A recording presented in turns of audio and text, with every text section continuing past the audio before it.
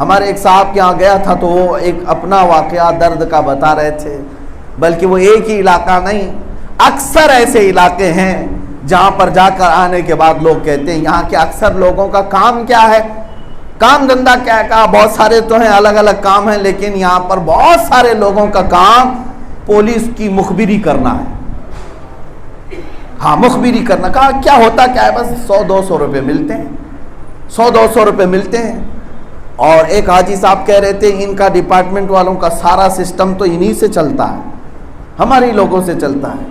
اچھا یہ کس چیز کی مخبری کرتے ہیں، کہا بس مسلمانوں کی کرتے ہیں، مسلمانوں کی دکانوں کی، ان کی تجارت کی، ان کے مال کی، یہ جاسوسی کرنا۔ تمہیں پتہ ہے کتنا بڑا عذاب ہے یہ، دنیا میں بھی ذلت کے ساتھ مارے جائیں گے اور آخرت میں بھی ذلت کے ساتھ اٹھائے جائیں گے۔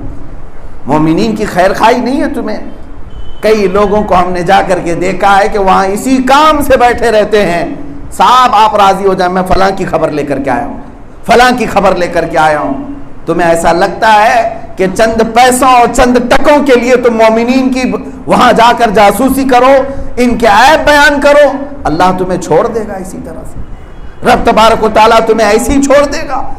تم نے جن لوگوں کے لیے گڑھے کھودے اور جن لوگوں کو جا کر پھنسانے کی کوشش کی، انتظار کرو ایسی سخت پکڑ میں آؤ گے کہ پوری دنیا مل کر کے تمہارا علاج نہیں کر سکے گی، ایسی بیماریوں میں مبتلا ہو جائیں گے۔ ہم نے دیکھا ہے ایسے لوگوں کو، میرے عزیزوں تجربہ شاہد ہے، وہ ایسی خطرناک بیماریوں میں مبتلا ہوئے کیونکہ وہ رب کے غضب میں آ گئے، اللہ کے قہر میں آئے۔ کیا تمہیں اللہ نے ہاتھ پیر نہیں دیے تھے کمانے کھانے کے لیے؟ جاتے خود بھی کماتے خود بھی کھاتے، تم دوسروں کے گھروں کی ٹوہ میں لگے ہو، دوسروں کے گھروں کی جاسوسی میں لگے ہو، فلاں کیا کرتا ہے، فلاں کا بزنس کیا ہے، اس کی تجارت کیا ہے۔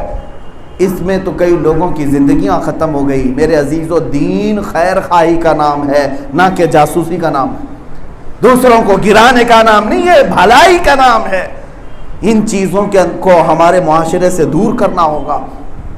آج تو لوگ ایسے لوگوں کو بھی عزت سے بٹھا رہے ہیں، ایک زمانے میں مجرا کرنے والوں کو بہت عیب سے دیکھا جاتا تھا، آج وہ اسٹار بنے ہوئے ہیں۔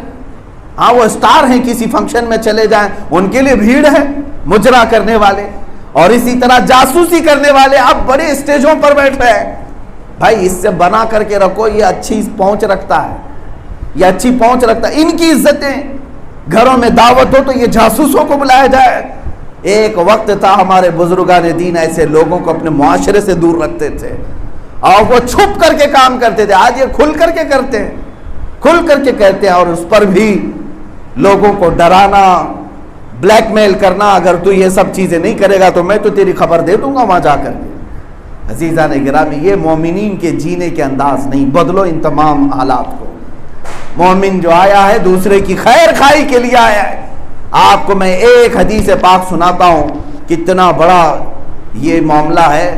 حضور پاک صلی اللہ علیہ وسلم جنگ خندق سے جب واپس آئے تو یہودیوں نے جو ایگریمنٹ توڑا تھا حضور کے ساتھ، یہودیوں کے ساتھ حضور کا ایک ایگریمنٹ یہ ہوا تھا کہ ہم سب ساتھ مل کر لڑیں گے مدینے کی حفاظت کے لیے، تم بھی مدینے میں رہتے ہو، ہم بھی مدینے میں رہتے ہیں، باہر سے اگر کوئی آیا تو ساتھ مل کر لڑیں گے۔ لیکن ان یہودیوں نے حضور کو دھوکہ دیا، مکہ کے کافر اور دشمن جب آئے تو حضور کا ساتھ چھوڑ کر ان کا ساتھ دیا۔ تو ظاہر سی بات ہے جب دھوکہ کیا تو اب ظاہر سی بات ہے اب فیصلہ ہوگا ان کے خلاف، جنگ میں حضور کو فتح ہوئی۔ اب صحابہ کے ساتھ حضور بیٹھ کر کے مشورہ کرتے ہیں رات کے وقت، یہ دھوکہ دینے والے غداروں کے ساتھ کیا کیا جائے گا۔ تو رات کے وقت فیصلہ ہو گیا کہ کل ان کے ساتھ کیا کرنا ہے۔ اور رسول پاک صلی اللہ علیہ وسلم نے سارے صحابہ سے فرمایا یہ راز کی بات ہے، کوئی کسی کو نہیں بتائے گا۔ صحابہ سب سہم گئے، ہاں حضور نے جب فرما دیا تو کوئی کچھ نہیں کہتا۔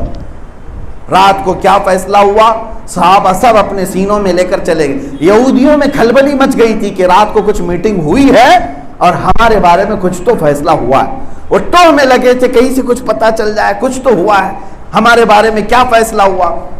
ایک صحابی تھے حضرت ابو لبابہ، حضرت ابو لبابہ، پرانی ان کی دوستی تھی یہودیوں سے، ایمان لانے سے پہلے ایک ہی محلے میں رہتے تھے، اب ایمان لائے، حضور کے ساتھ رہنے لگے، پھر بھی ایمان تو مضبوط تھا۔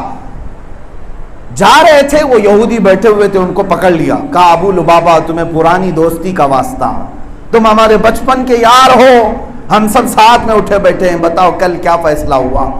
حضرت ابو لبابہ نے کہا نہیں یہ چیز میں نہیں بتا سکتا، یہ رسول پاک کا راز ہے، مومنین کا راز ہے، میں نہیں بتا سکتا، دوستی ہوگی تمہاری میری لیکن یہ چیز نہیں بتا سکتا۔ سنیے، ان یہودیوں نے اتنا اصرار کیا، بہت دیر تک ان کے ساتھ پتہ نہیں کیا کیا باتیں کی، تب حضرت ابو لبابہ نے صرف اتنا گردن کے پاس ہاتھ لے جا کر اشارہ کیا، یوں اشارہ کیا کہ تمہارے بارے میں فیصلہ ہو گیا ہے۔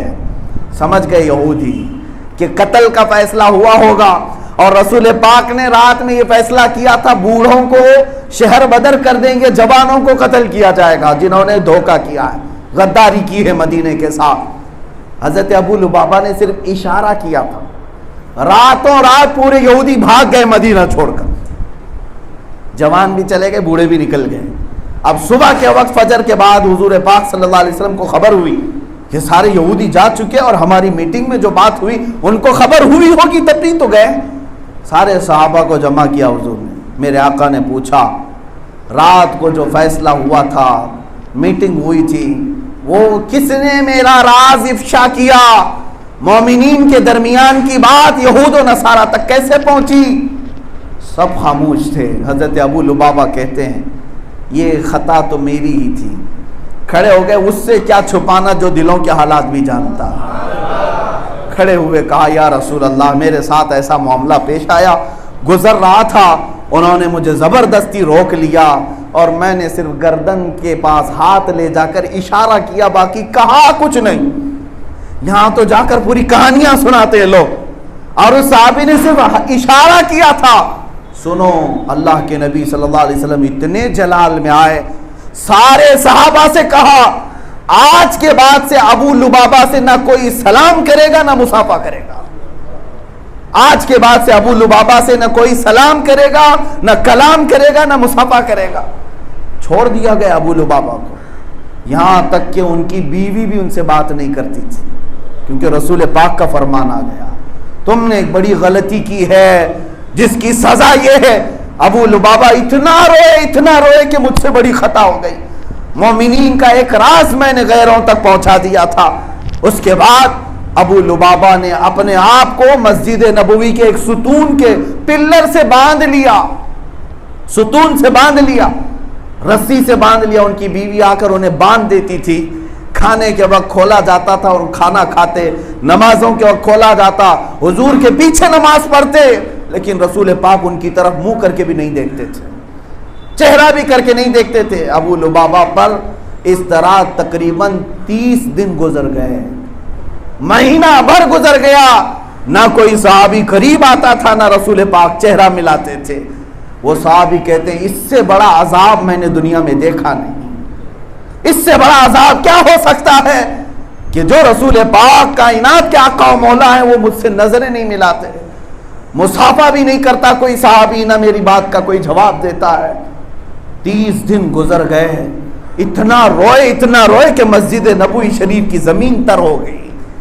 اللہ رب العزت کو رحم آیا، مولا کریم نے اپنے نبی پر وحی بھیجی، اے رسول ابو لبابہ نے دل سے توبہ کی ہے، اسے معاف کیا جاتا ہے۔ آیت نازل ہوئی، خود میرے آقا تشریف لائے، اپنے ہاتھوں سے رسی کھولا اور سینے سے لگایا۔ لیکن اس بات کو سمجھ کر کے چلیں کہ ایک راز کو افشا کرنا کتنا بڑا جرم سمجھا گیا تھا، کتنی بڑی خطا سمجھی گئی۔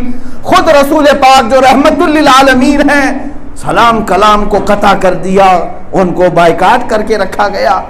آج مسلمان اس کو ہلکا سمجھنے لگ گئے، مسلمانوں کے رازوں کو لے جا کر کے دوسروں تک پہنچانا اور انہیں سزائیں دلوانا، ان کو جیل کی کوٹھری تک پہنچانا۔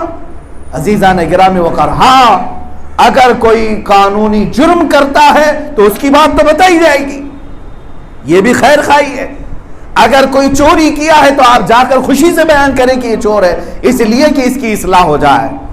اگر کوئی کسی لڑکی کو اٹھا کر لے جا رہا تھا، یہاں خیر خواہی نہیں ہے، جا کر کے ہم بتائیں گے کہ اس نے فلاں کے ساتھ ظلم کیا ہے، اسے انصاف ملنا چاہیے۔